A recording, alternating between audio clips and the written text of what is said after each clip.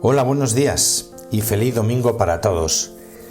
El Evangelio de hoy contiene uno de esos dichos famosos de Jesús: vosotros sois la sal de la tierra, vosotros sois la luz del mundo. Para comprender bien el significado de esta metáfora, por ejemplo, vosotros sois la sal de la tierra, hay que tener en cuenta que en la antigüedad la sal era un bien muy preciado, algo de lo que no se podía prescindir en las comidas. Así lo pone de relieve el libro del Eclesiástico cuando dice que la sal es, junto al agua, el fuego, el trigo, la leche, el aceite y otros productos, esencial para la vida humana. Plinio el Viejo había dejado escrito: nada hay más útil que la sal y el sol, y Homero la llama divina sal.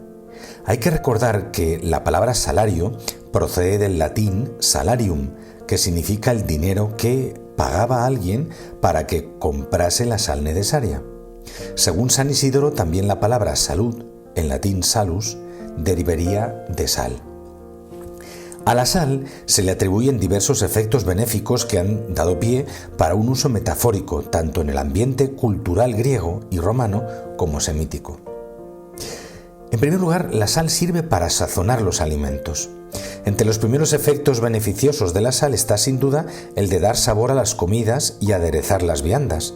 Para entender el alcance metafórico de este beneficio de la sal puede ayudar el doble significado del verbo latino sapio: tener sabor y tener sabiduría. Sabor y saber.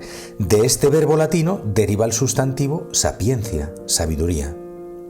De manera que con esta acepción la sal viene a ser un símbolo de la sabiduría, es decir, de una forma de pensar, de hablar, de vivir que hace agradable una doctrina para ser acogida. En este sentido, ¿verdad?, es en el que San Pablo dice: vuestra palabra sea siempre amena, sazonada con un poco de sal, sabiendo responder a cada uno como conviene. En la tierra, es decir, entre los hombres, los discípulos de Jesús deben vivir y hablar como hombres sabios que procuran hacer gustoso y agradable el Evangelio y el reino. ¿Y en qué consiste esta sabiduría? Lo explica también el apóstol Santiago en su carta. Dice: la sabiduría que viene de lo alto es pura y además pacífica, comprensiva, conciliadora, llena de misericordia y buenos frutos, imparcial y sincera. San Pablo dice que se trata de una sabiduría que no es de este mundo, sino de una sabiduría divina, misteriosa. La sabiduría de Dios es Cristo crucificado. Esta es la sal con la que los discípulos deberán salar la tierra.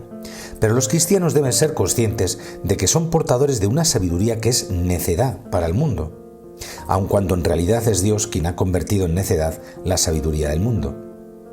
Es necesario recordar que para sazonar los alimentos, la sal ha de mezclarse con ellos. Así también los discípulos de Jesús han de mezclarse con los hombres, viviendo entre ellos. Y esto encierra la amenaza de que la sal de su sabiduría, su forma de vida, se pueda disipar, pierda su fuerza o, como dice el apóstol San Mateo, que se vuelva necia, usando, ¿verdad?, el verbo que utiliza, de ser o volverse necio. Entonces no servirá nada. Se volverá inútil, es más, se hará indigna y despreciable, de modo que será arrojada fuera y pisoteada. No hay sal para la sal insípida. En segundo lugar, la sal sirve para conservar los alimentos. Un segundo beneficio de la sal es el de evitar la corrupción de los alimentos.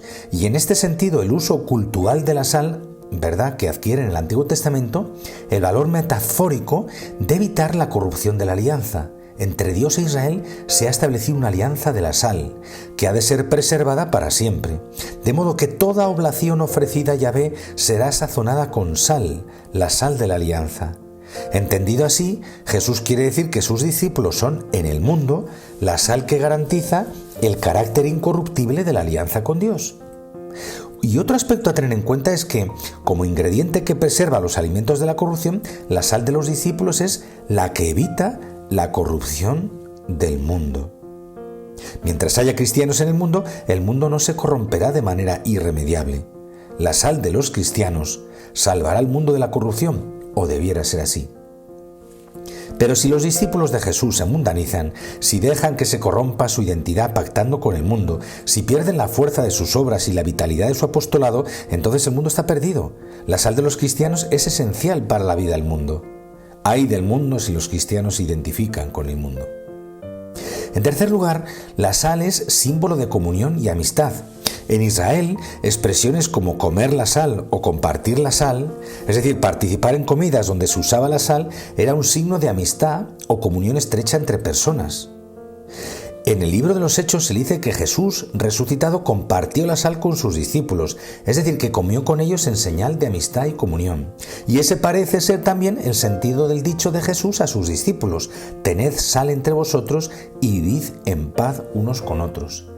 En medio del mundo, los discípulos son el signo de la verdadera amistad y la auténtica comunión. Esta forma de vida es la que resultó sorprendente, ya de alguna manera, para los que veían a los primeros cristianos. Y en el Antiguo Testamento, además, los pactos o alianzas entre personas se hacían mediante la celebración de una comida o un banquete en el que la sal desempeñaba un papel importante.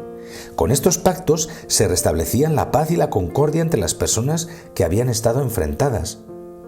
Conforme a esta costumbre, se puede deducir que Jesús enseña que los cristianos son en la tierra la sal que restituye la paz que se ha roto entre los hombres.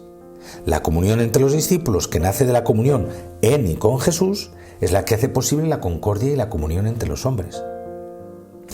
Vosotros sois la luz del mundo, dice el Señor. En primer lugar, el símbolo de la luz, ¿no? Esta afirmación de Jesús hay que leerla pues conectada con la revelación que Jesús hace de sí mismo en el Evangelio de San Juan: yo soy la luz del mundo. Y que a su vez está relacionado con ese pasaje famoso de Isaías donde se dice que el siervo de Yahvé ha sido elegido y enviado para ser luz de las naciones. Y esto significa que los discípulos no son luz por sí mismos, sino que participan de la luz de Jesús. Si ellos pueden iluminar es en cuanto que reflejan la luz de Jesús. Y están llamados a ser luz del mundo, compartiendo la vocación y el destino del siervo de Yahvé con todas sus consecuencias. Y la primera de ellas es que para llevar a cabo esa misión deben saber que no pueden ocultarse. Ellos son como una ciudad sobre un monte, o como una lámpara de barro colocada en un candelero para poder dar luz a toda la casa, que entre las gentes humildes de Palestina constaba de una sola habitación sin ventanas. No pueden ocultarse, hombre, pues el mundo quedaría en tinieblas, y qué triste, un mundo a oscuras o un mundo sin cristianos. Un segundo aspecto de la luz, ¿verdad?, es la finalidad de las buenas obras que da Jesús, ¿no? Las palabras sobre la luz se cierran con la llamada que Jesús hace a los discípulos para que sus obras sean para que los hombres den gloria a Dios. Y a este respecto, fijaos, dice San Agustín: al hacer el bien para que sea visto por los hombres, el hombre debe tener en su interior como intención el obrar el bien, el obrar la voluntad de Dios. La intención, en cambio, de darlo a conocer debe tenerla solo para alabanza de Dios, pensando en aquellos a quienes lo da a conocer. Que la Virgen María, que dio a luz al que es la luz del mundo, nos enseñe y ayude a dar gloria a Dios con nuestras obras. Feliz día para todos. Amén.